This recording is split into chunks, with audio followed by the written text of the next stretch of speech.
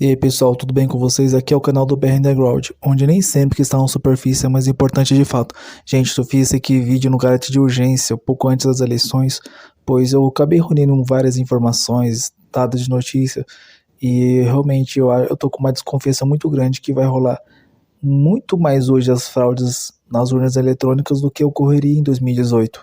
E no decorrer do vídeo eu vou explicar o porquê. Se você já puder deixar um like, compartilhar esse vídeo, onde você quiser, deixar um comentário lá, dando feedback, vou agradecer bastante, beleza, gente? Agora eu vou continuar o vídeo aqui sem enrolação. Então, se você já tá aí, já poder deixar o like, comentário, compartilhar esse vídeo no qualquer grupo da família, Telegram, eu ficaria bastante feliz. Também, se esse vídeo aqui cair ou ser desmonetizado aqui pela plataforma do YouTube, tem aqui os links abaixo das minhas redes sociais, do BitChute, Hubble e Cons TV. Vou deixar tudo aqui embaixo, se vocês quiserem conferir, fique à vontade, beleza? Se o vídeo não estiver aqui, vai estar nessas plataformas livre de censura. Estou vendo aqui em várias fontes, várias notícias, que estou vendo que está tendo um alinhamento global e até nacional contra o Jair Messias Bolsonaro. E onde o próprio establishment, o próprio sistema, ele quer eleger o Lula de novo à cadeira de presidência do país, né? Para eu dar um panorama geral do que está acontecendo, eu tenho que começar explicando um pouco da urna. A urna eletrônica que temos no país, ela foi implementada em 1996. Para substituir as antigas cédulas, onde colocava na caixinha lá para poder fazer a contagem manual dos votos. Isso aí que acabava elegendo governadores, deputados e até presidentes da república, né? A urna eletrônica veio para facilitar essa contagem, essa automação da verificação de votos em cada estado do nosso país. Eu confesso que com a urna eletrônica agilizou bastante esse processo de saber quem foi vencedor, quem ganhou ou não as eleições. Só que é o seguinte, quando você agiliza um processo, sei lá, você criou uma camada de proteção, você esqueceu da camada de autenticação para verificar se aquilo foi realmente computado. Ou seja, você resolveu um problema e acabou causando outro, na melhor das intenções. Como tudo na vida, quando o processo passou de ser de cédula de papel para modelo da urna eletrônica, nem tudo foram flores, né? A questão de privacidade melhorou bastante, eu tenho que confessar. Mas quando você não tem mais um meio de verificar dentro daquela urna se o seu voto foi computada, isso gerou um outro problema. Uma coisa muito comum dentro das, sei lá, empresas de segurança, especialistas de TI, eles falam o seguinte: não existe sistema 100% seguro. A NASA, o Pentágono, qualquer tipo de empresa já é suscetível a ser hackeada, né? É só você ver que até criptomoedas, o Ethereum já foi hackeada e muitos outros sistemas. Ninguém tá 100% seguro desses ataques, dessa invasão.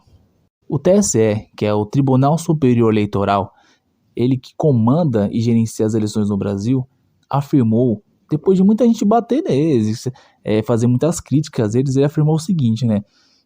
Que além do Brasil, vários países também usam a urna eletrônica, né?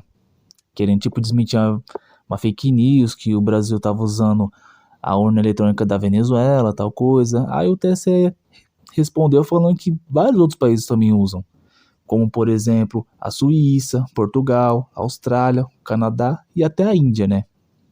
Só que ao contrário do que o TSE quer fazer parecer, as urnas eletrônicas desses países têm meios de auditar e verificar se os seus votos foram computados. Ao contrário da nossa urna, né? Que é 100% eletrônica, até no mecanismo de validação, de fazer autenticação e contagem. É 100% eletrônico. Já o deles não, são já urnas de outra geração, de segunda, terceira geração. Inclusive, até a Índia já abandonou a urna eletrônica como a nossa, né, que é de primeira geração, e optou por outras mais modernas e de melhor confiabilidade, que tem uma eleição mais transparente. Agora, vê se a nossa acompanhou o desenrolar da tecnologia. A nossa urna é quase exatamente a mesma de 1996, pouca coisa mudou nela. Eu vou explicar, pessoal. Hoje, em 2022, existem vários modelos de urnas eletrônicas, mas tecnicamente elas são classificadas como urnas de primeira geração, que é a nossa, que é uma urna 100% eletrônica. Tem as urnas de segunda geração, que já são... Também tem um processo eletrônico, só que quando você vota, você já tem um comprovante ali que você não pode levar para fora, que cai numa caixinha, num recipiente, onde fica por lá, para poder usar como um comprovante, um ticket, uma nota, como se fosse uma nota fiscal, entendeu? E tem as urnas de terceira geração, que já vem com microchip, criptografia e outros métodos de segurança, que tem mais segurança, tem mais camadas de proteção contra invasão de hackers, contra manipulação de votos. E também, ao mesmo tempo que tem segurança, também tem privacidade, onde você pode votar e dificilmente alguém vai saber em quem você votou. De lá, você sabe que o seu voto foi computado, entendeu? Ao contrário da nossa, que ainda está lá no comecinho ainda, para você ter ideia. Dando um exemplo, países na Europa, como a Alemanha, declarou que essas urnas são inconstitucionais em 2005, já que elas não têm um meio de validação, de fiscalização. Estou falando das urnas de primeira geração, as mesmas que são usadas no Brasil. Eles declaram que são inconstitucionais, não dá para usar elas aqui porque o pessoal tem pouca confiança nelas, e declarou inconstitucional e até hoje usa cédulas de papel, colocado em caixas, e o processo também é eletrônico, só que ainda existe um papelzinho, um comprovante, uma cédula física para você fazer a votação. A mesma coisa quase acontece na França. Na França também tem voto em papel. Eles colocam seus votos em dentro de envelopes, depositam em urnas eleitorais e é feita a contagem lá, seja por máquina, seja por mão humana também, né? Tem outros países também, como a Suécia, a Noruega, a Austrália, que usam cédulas de papel. Só que nessas cédulas de papel, eles usam depósito dentro de urnas e a urna faz a contagem para eles.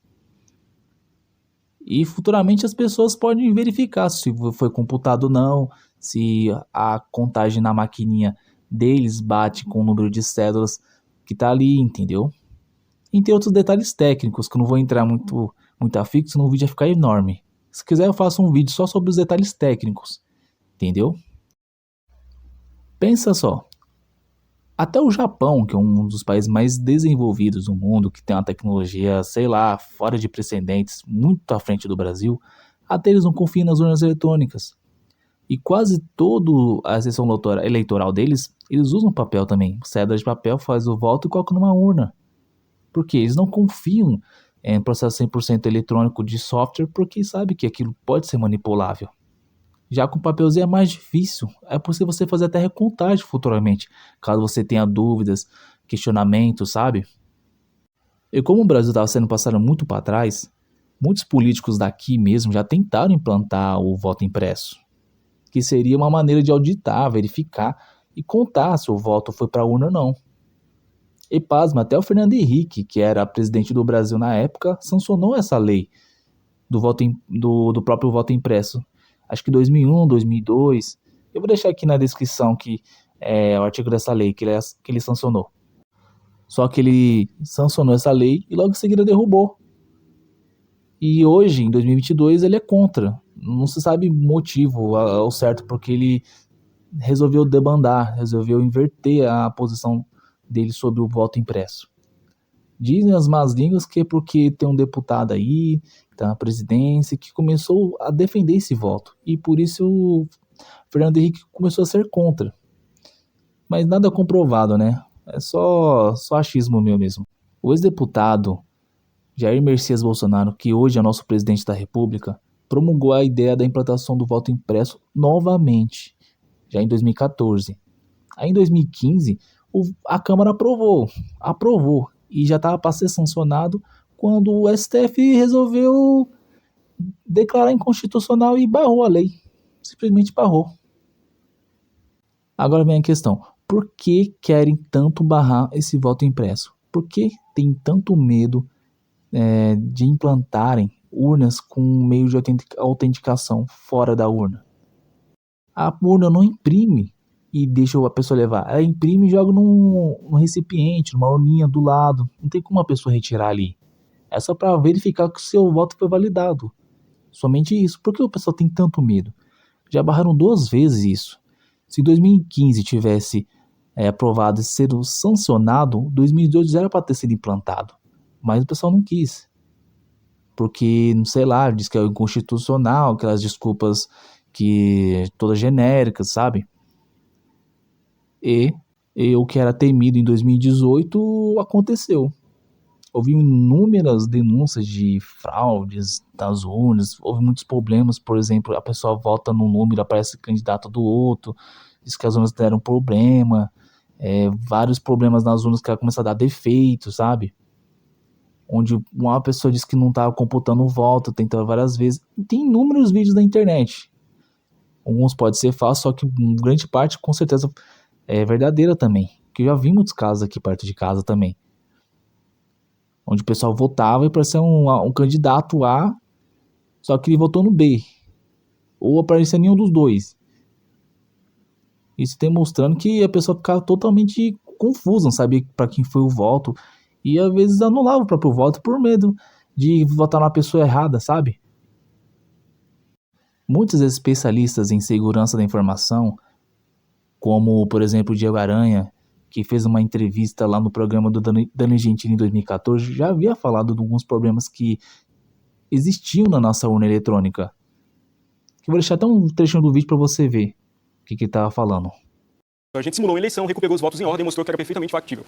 Desculpa, só pontuando aqui, outro item. Sigilo, facílimo quebrar, segundo os testes. Sim, agora, alterar, manipular o voto, alterar o resultado de uma eleição através da urna. Exato. Então, nós encontramos as condições que permitem a gente, tanto interno quanto externo, manipular o software que é executado nas urnas eletrônicas. Não necessariamente com intervenção manual em cada sistema, mas em alguns pontos, às vezes, que distribuem o software para várias urnas. Para quem mais leigo como eu, o que é um agente interno e o que é um agente externo? Um agente interno é alguém que trabalha na justiça eleitoral, então tem certa prerrogativa, certo privilégio de acesso ao sistema. Que seria, no caso, um infiltrado de um partido. Poderia ser, sim. Ou do governo, ou de outro partido, que um agente malicioso, agente malicioso. Privilegiado, por exemplo. E o externo? O externo seria alguém que, às vezes, ele pode ter sido um ex-programador, um ex-funcionário da Justiça Eleitoral, mas ele é financiado por um partido político e não está dentro da Justiça Eleitoral. Ele é da máquina ou do governo, ou de outro partido, não é do TSE. Autônomo, assim, é um autônomo. Alguém agente que pode ser pago para fraudar uma eleição. Então, basicamente, o que protege o software de votação, que é instalado nas urnas.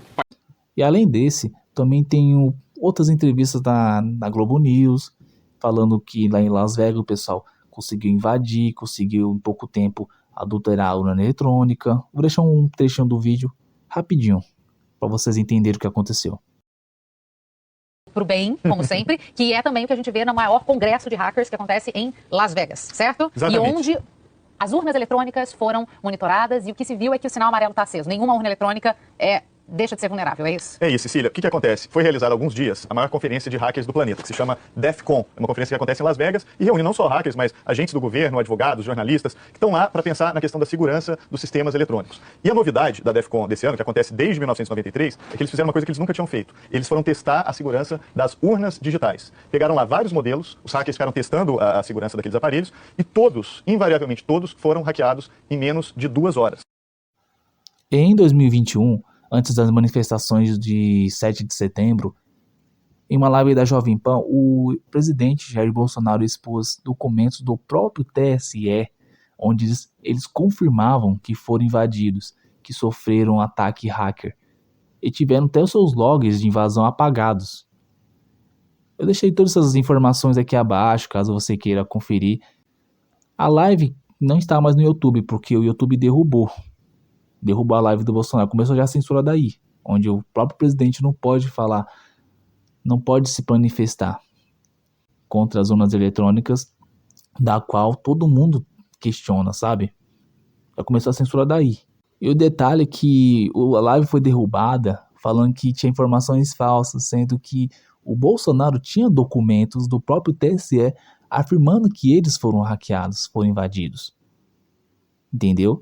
Tá tudo lá embaixo onde ele deixou. Só que o YouTube derrubou simplesmente por ordem do TSE e falou que é fake news. Simplesmente não tem o que você falar onde é fake news, simplesmente derrubam. É sempre esse argumento que usam para calar a boca dos opositores. Agora deve ter surgido uma seguinte pergunta na sua cabeça. Por que essa preocupação agora? Por que isso não interferiu nas eleições de 2018? A resposta é muito simples. Para você ter ideia, Existem muitas urnas eletrônicas, milhares, dezenas de milhares de urnas eletrônicas. Para você fraudar todas as urnas é muito difícil. Por quê? Além de dar muito na cara que alguém ia acabar fraudando, você ia ter um problema de logística, né? Porque se uma urna dá problema, às vezes a outra tá funcionando.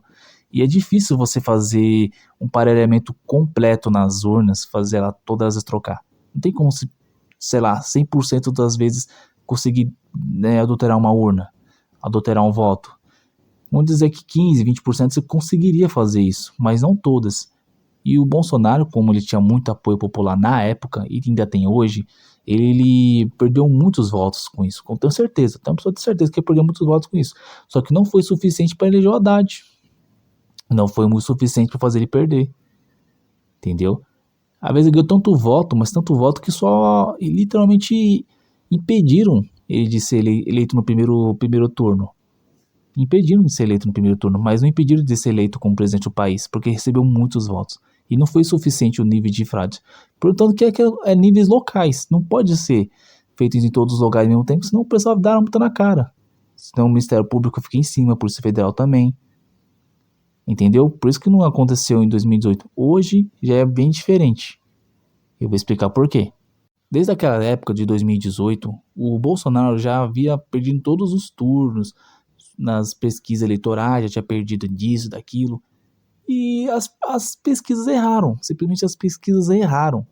Sempre contra o Bolsonaro. E hoje acontece exatamente a mesma coisa. O Bolsonaro tem apoio popular. Ele tem apoio de várias pessoas importantes. Ele, pra onde ele vai, arrasta multidões. E o Lula não, cara. E o Lula não. O Lula não tem apoio. Nem outros petistas. Os petistas não acompanham o Lula 24 horas por dia. Entendeu? E o Bolsonaro tem bastante gente nas redes sociais, Facebook, Twitter, onde qualquer coisa que ele faz, sei lá, bomba na internet. Qualquer coisa que ele faz, bomba na internet. E os institutos de pesquisa, Ibope, Datafolha, sempre erraram, sempre estão errando contra ele. Em 2018 aconteceu e vai acontecer a mesma coisa aqui no país. Estão errando também aqui no país em 2022. Será que ninguém percebe que é tudo manipulado, essas pesquisas aí? É sempre feito para favorecer a esquerda, o Lula, o PT. Tanto é que lá, até na Bahia, onde o Lula seria uma pessoa super forte para ser eleita, o PT mandou censurar uma pesquisa lá. Eu vou deixar tudo aqui na descrição, aqui na tela também para você ver, que eu não estou mentindo. Estão tentando armar uma cortina de fumaça para poder fazer alguma coisa nessas eleições. E impedir que as vozes dissonantes, que não concordam, sei lá, simplesmente pedindo que as pessoas falem sobre essas pesquisas, essas urnas. Tentando calar a boca de todo mundo. O próprio sistema armando a própria estrada para poder justificar talvez uma eleição mais, sei lá, mais de uma pessoa impopular no país, que é o próprio Lula. Para não falar que eu estou mentindo, eu vou deixar até aqui, ó. Institutos de pesquisas deram um vexame nas eleições de 2020 para a prefeitura, para outros estados. Começaram a errar tanto que o pessoal começa a desconfiar. Como é que estão fazendo essas pesquisas? Baseado em quê? Aonde está fazendo? Como é que é essa amostragem? Estou errando não de margens percentuais de erros. Estou errando para muitos, quase inverso, sabe? Na pesquisa mostra que uma pessoa está eleita, todas as projeções, aí chega na hora, o pessoal vota no outro candidato. Me explique isso. Como é que está funcionando esses métodos de pesquisa? O pessoal está começando a questionar desde 2020. Imagina o que estão fazendo agora, 2022, meu. Uma coisa que me preocupa bastante é que, dentre os 11 ministros do STF, 7 foram nomeados pelo PT, que é o partido de oposição ao Bolsonaro. Mas de quem eu quero falar mesmo é do Alexandre de Moraes, que foi nomeado pelo Temer, que foi vice da Dilma, e a Dilma pertence ao PT. Aí você já sabe onde eu quero chegar. Moraes já teve o nome associado em empresas que tinham relação com o PCC, que é uma organização criminosa. E um caso curioso é que até o PT fez acusações contra ele e o chamou de advogado do PCC, mas o tweet foi apagado recentemente, por medo de retaliação do ministro do STF. O PT é um partido que tem inúmeras notícias deles com envolvimento com membros do PCC, detentos, tais coisas. Nada mais justo que também o PCC apoie o PT para as eleições. Até uma ex-vereadora foi apoiada pelo PCC e estranhou isso. Mas não tem nada de estranho nisso. É evidente que quem tem uma pauta mais voltada para eles vão devolver em apoio. Se é que vocês me entendem como é que esse apoio, né? Eu vou deixar alguns casos para você ver aqui na tela de outras notícias falando dessa ligação entre o Partido dos Trabalhadores e o PCC. Recentemente, o Alexandre de Moraes foi empossado presidente do TSE. Agora você soma um cara que tem um histórico desse, Alexandre de Moraes, e o TSE. Pega as notícias que eu falei agora há pouco, soma e vê o que você acha que vai acontecer. O histórico do Alexandre de Moraes é que ele já proibiu o Telegram, já mandou mandado de busca e apreensão contra pessoais ligados ao governo, já proibiu muita gente de associar o PT ao PCC sobre o caso Celso Daniel. Ele mesmo afirma que quem contesta as urnas eletrônicas age por ignorância, má fé ou os dois. E infelizmente não é só ele que tem essas atitudes estranhas. Por exemplo, temos o ministro Fachin, que já disse que estão em xeque no país as liberdades públicas e a eficácia da escolha popular. O que quer dizer com isso? Ele já afirmou que não está dando certo deixar o povo escolher necessariamente quem vai ser o seu presidente, seus representantes, porque entraram pessoas que eles não gostaram. Simplesmente disse isso, né? O ministro Barroso defendeu a implantação do semipresidencialismo já em 2026, que é um sistema que é o meio termo entre o parlamentarismo e o presidencialismo. Em geral é só para reduzir o poder do presidente, né? É porque ele não gostou de um gay que tá lá, e quer propor uma ideia de tirar os poderes dele, reduzir o poder de ação do Bolsonaro, um cara que foi eleito pelo povo, e deixar todo esse poder quase total para o Congresso e Senado. CNJ define que juízes podem ser punidos por posts contra o processo eleitoral, ou seja, contra as urnas eleitorais. E quem tiver algum posicionamento contra pode ser punido pelo próprio sindicato deles lá, que é a CNJ. E mais uma outra notícia dando vários indícios do que pode acontecer nessas eleições. TSE marca reunião com as Big Techs para discutir meios de desmonetizar canais que divulgam fake news ou informações contra urnas eletrônicas. Ou seja, qualquer pessoa que falar contra será desmonetizada, será censurada, por conseguinte, na própria plataforma do YouTube. Ou seja, não está nem atacando quem fala mentira, está atacando quem fala algo contra. Se isso não é um meio tirânico e totalitário, eu não sei mais o que é, do que estou tentando fazer.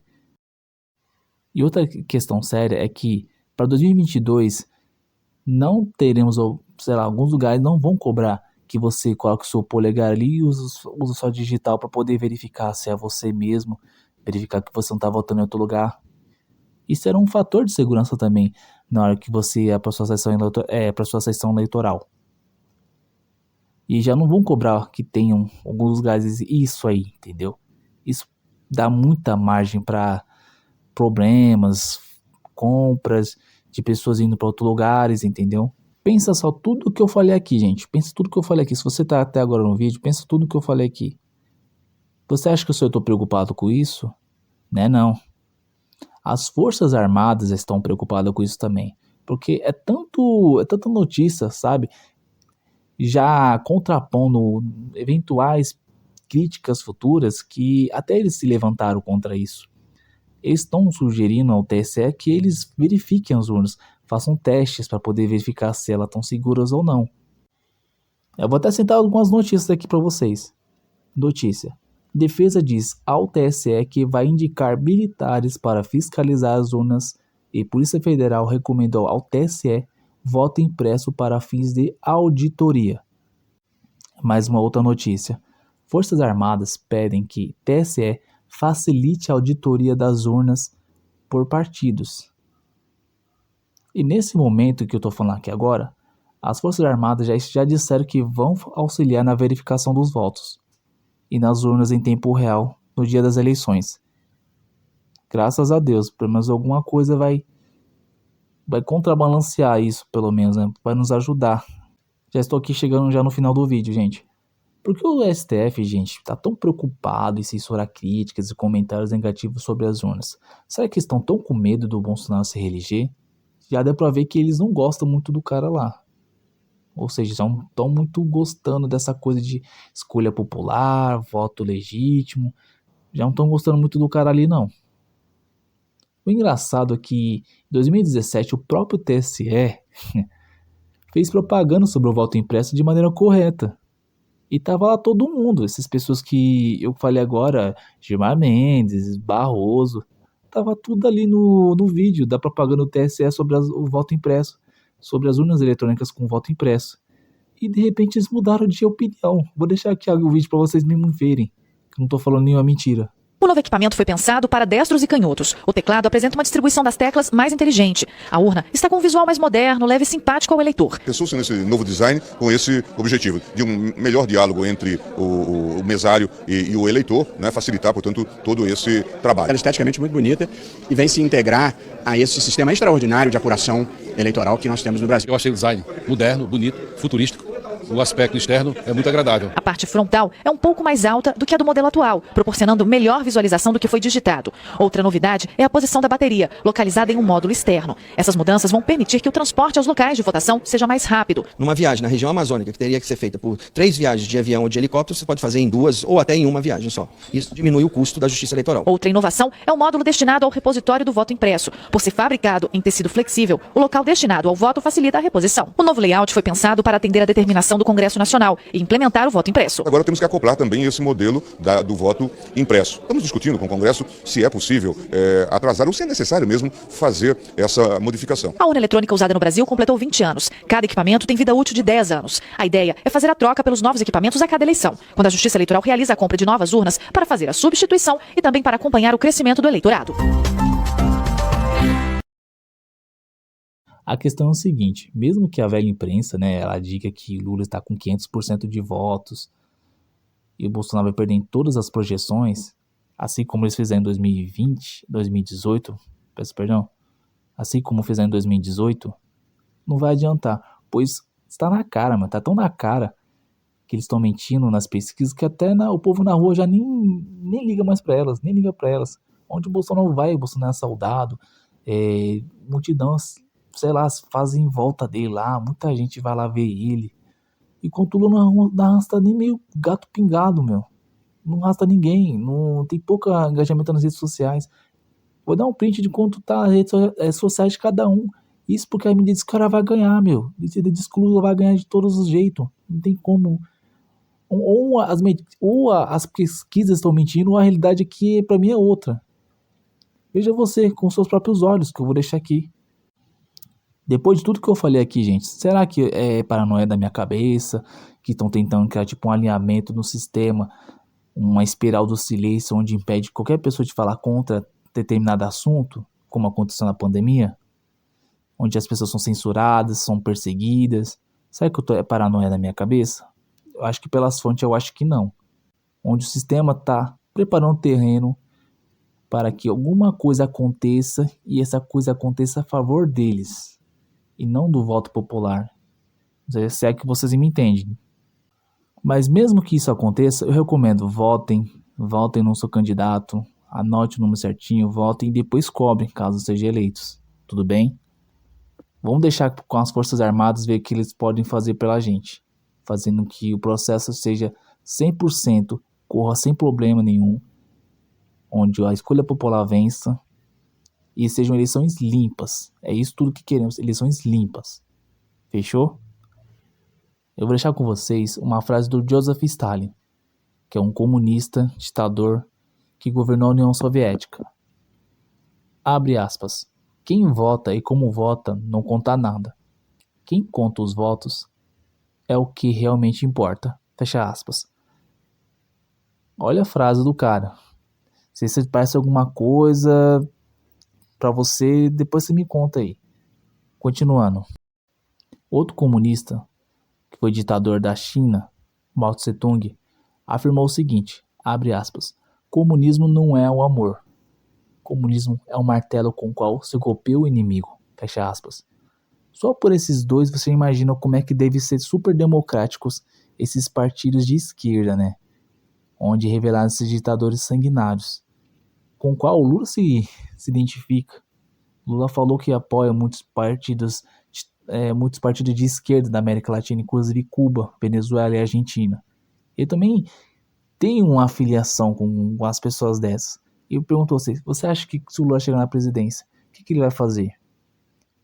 O que o Lula vai fazer, além de censurar as redes sociais? Quem sabe, né? Deixa com você essa conclusão. Encerrando esse vídeo, eu só espero realmente que tudo dê errado para eles, que as Forças Armadas façam um processo limpo, ajudem o TSE a não ter nenhum problema com as urnas.